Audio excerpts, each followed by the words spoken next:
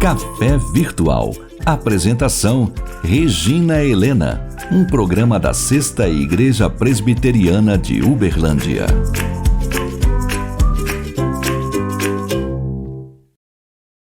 Olá, seja muito bem-vindo ao Café Virtual.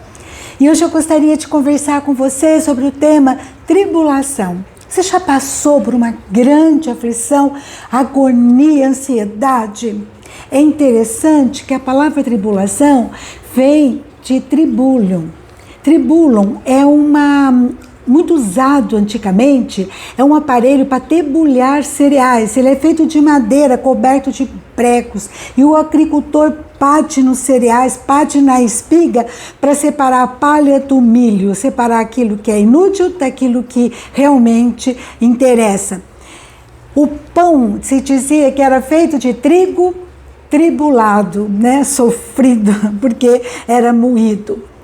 Jesus diz lá em João 16, quando ele está se despedindo dos seus discípulos, ele diz que está chegada a hora dele voltar para a casa do Pai, e ele diz assim, eu não estou só, porque o Pai está comigo. Essas coisas vos tenho dito para que tenhais paz em mim. No mundo passeis por aflições, mas tende bom ânimo, eu venci o mundo. Jesus falando assim, olha, vai ter dificuldade, vai ter agonia, mas olha, creiam, todas elas foram vencidas por mim. Mas muitas vezes, quando a gente está no meio do furacão, do tsunami, a gente pensa, por que eu? Mas por quê, Então a gente sabe que alguns motivos acontecem. Por exemplo, Deus permite porque Ele trata todos de forma igual. Todos nós passamos por sol e por tempestade. Também as aflições, elas são consequências do pecado. É a lei inexorável. Semeou, plantou, colheu, Essa é a lei, inexorável, não tem jeito de mudar, é imutável. A tribulação também, ela vem como um projeto de Deus para nos preparar, como um aperfeiçoamento, para nos acordar, tirar aquela palha inútil daquilo que realmente é importante. E isso aí, então, às vezes as aflições, elas vêm para nos corrigir, para nos ensinar. Alguns de nós somos mais sensíveis, Então, qualquer tipo de aflição já acorda, já qualquer sacudida.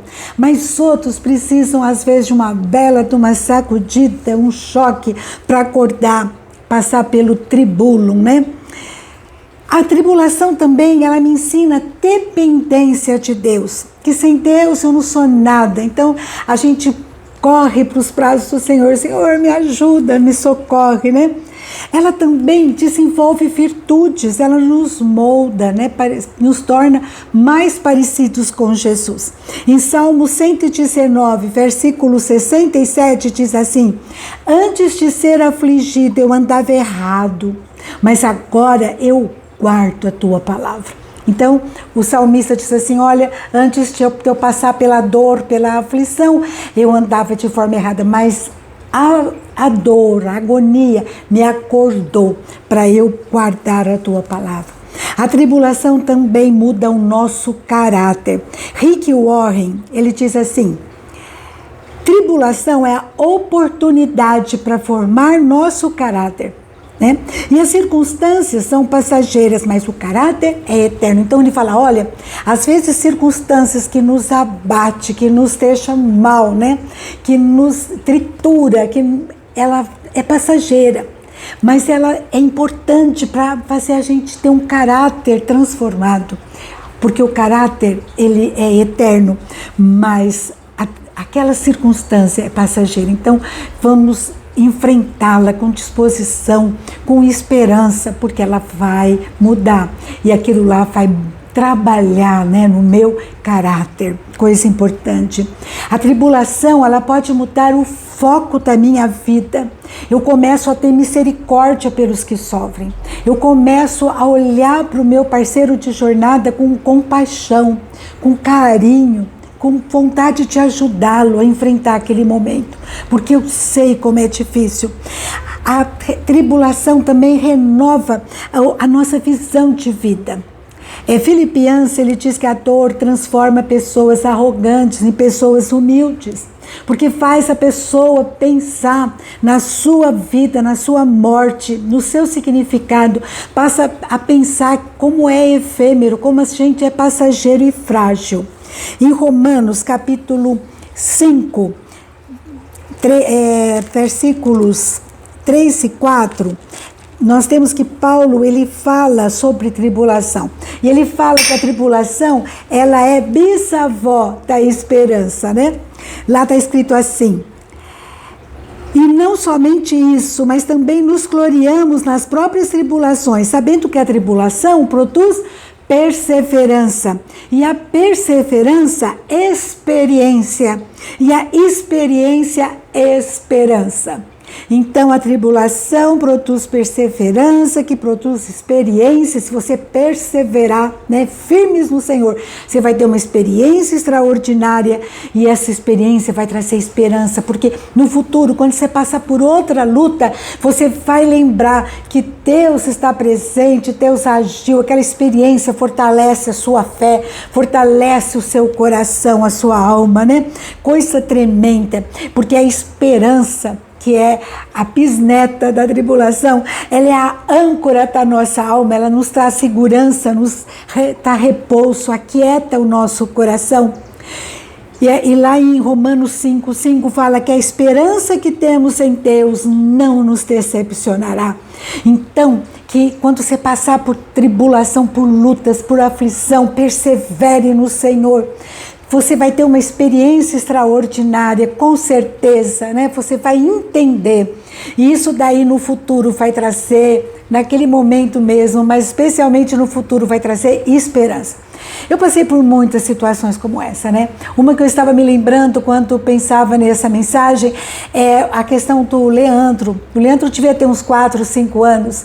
E eu cheguei em casa da faculdade, depois do trabalho, ele estava com muita febre. E eu peguei então o Leandro e a Débora e fui ao médico, no pediatra. O Leoman não podia ir comigo, porque ele tinha que estudar a Bíblia com o Senhor. Um Senhor difícil, né? E eu falei, vai comigo no médico, eu preciso de ajuda com os dois. E ele falou, Regina, você sabe, ele já desconfia tanto de todo mundo, né? Eu tô chegando lá, a gente está falando da palavra, ele pode, assim, desistir. E ele foi, e eu fui sozinho no médico. E no médico ele se assustou com o coração do Leandro. Graças a Deus ele não tinha nada, mas ele me mandou para um cardiologista. Foi um momento de pesadelo na minha vida, porque a moça que ia tirar o sangue não conseguia achar a veia. Foi um momento tão difícil, né? Tão difícil. E eu sei que depois eu cheguei em casa e eu estava tão desesperada, pus a Débora para dormir, o Leoman naquela altura já tinha voltado, eu consegui falar com ele lá em casa, no telefone fixo, naquela época não tinha celular, e ele foi para o hospital para o Leandro ser medicado, e eu estava sozinha em casa com a Débora dormiu, e eu então estava chorando, eu liguei para minha irmã, e eu falei para minha irmã tudo que estava acontecendo. E quando eu desliguei, eu chorava muito. Quando eu cheguei no meio da cozinha, um manto de paz, né? Eu tive essa experiência extraordinária. Um manto de paz foi despejado sobre mim. Eu senti uma paz tão grande. E eu comecei a cantar aquele cântico. Que paz o Senhor me dá, a paz que outrora não senti. Cada vez sou mais feliz desde que o conheci. Eu comecei a cantar, entonada aquele cântico. Minha irmã volta a ligar e eu falei, olha, Deus despejou um manto de paz sobre mim. E ela falou, eu pedi que Deus te desse paz. Tudo foi bênção, né? E quando o Leoman chegou, eu falei, ai, Leoman, eu ia ficar tão brava com você, já ter me largado com os dois para ir no médico, né? Mas Deus me deu uma paz tão grande. E ele então, eu lembro que ele levantou as mãos e falou: oh, glória a Deus, louvado mesmo seja Deus. É uma experiência aqui inesquecível. Quando eu passo por lutas, eu lembro dela. Essa experiência me traz esperança, seja qual for a situação que eu estou enfrentando. E além do Leandro, graças a Deus, não ter nada no coração, aquele homem, ele se converteu. E quando ele entrava na igreja, aquele pai tomão grandão, né, com uma Bíblia debaixo do braço, eu ficava maravilhada, eu ficava emocionada com o nosso Deus de projetos. Ele tem planos para a nossa vida extraordinário, né? E aquele homem, ele ia nos bares, né, para falar do amor de Deus. Para os seus ex-colegas de cachaça, e o Leomar te advertia: cuidado, e ele dizia assim: eu estou com nojo da bebida, Deus transformou minha vida, minha história, para nunca mais eu voltar para a sarjeta. Que coisa extraordinária, esse é o nosso Deus. Deus que age de uma forma extraordinária. Lá em 2 Coríntios 7,4, Paulo diz que a aflição traz conforto. Daí você pode perguntar, como assim, né? Lá em 2 Coríntios a gente vê isso, Paulo falando, né? Que no capítulo depois 8, versículo 2 a 7, né? Que porque no meio de muita prova de tribulação manifestaram a abundância de alegria, e a profunda pobreza deles superabundou em grande riqueza da sua generosidade. Então Paulo fala: aflição traz conforto, aflição, tribulação traz abundância de alegria, pobreza traz riqueza de generosidade. Daí você fala: como assim, né? Como pode? Isso é incompreensível, parece loucura para quem não conhece a Deus, mas para quem busca, para quem conhece a Deus, é realidade. A vida com Deus é fora da caixinha, né? Fora daqueles conceitos humanos, né? A tribulação trazendo conforto, trazendo alegria, coisa extraordinária. Eu não sei se você está passando por dor, por tribulação, se tem algo que está moendo, né, a sua alma nesse momento. Vai lembrando das promessas de Deus, vai enchendo o teu coração dessas promessas, da certeza que Deus é fiel, Ele promete, Ele cumpre. Naum 1,7 fala que o Senhor é bom, é uma fortaleza, é um refúgio, né, no dia da angústia, e conhece os que confiam nele. Busca o Senhor, entrega nas mãos dele e confia nele. Em Romanos 8, 35 em diante, fala assim: quem nos separará do amor de Deus? Do amor de Cristo? Será tribulação, ou angústia, ou perseguição, ou fome, ou nudez, ou perigo, ou espada? Então ele fala: quem nos separará? A tribulação pode nos separar do amor de Deus? Ele continua dizendo: em todas essas coisas, porém, somos mais que vencedores por meio daquele que nos amou.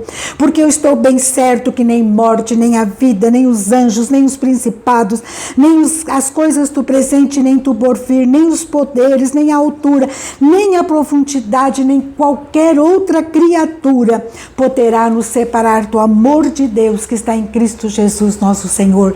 Nada poderá separar você do amor de Deus. Eu não sei a luta que você está enfrentando, mas busca o Senhor, Ele é nosso refúgio no tempo da angústia, e se fortalece no Senhor, fique firme na fé, porque é Deus presente, Deus que está conosco, e Ele, Jesus diz: eu venci o mundo. Você passa por tribulações, mas tem de bom ânimo, se anima no Senhor, porque Ele é o nosso refúgio no dia da angústia. Busca Ele, se entrega na presença dEle, e nada poderá nos separar do amor de Deus que está em Cristo Jesus.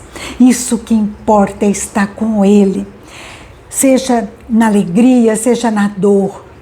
Ele vai mostrar o caminho para nós, vai nos acolher em seus braços, vai ser um refúgio na tempestade, e vai nos mostrar um novo caminho, uma nova história, um significado. Um dia aquela luta vai fazer sentido, em nome de Jesus. Amém?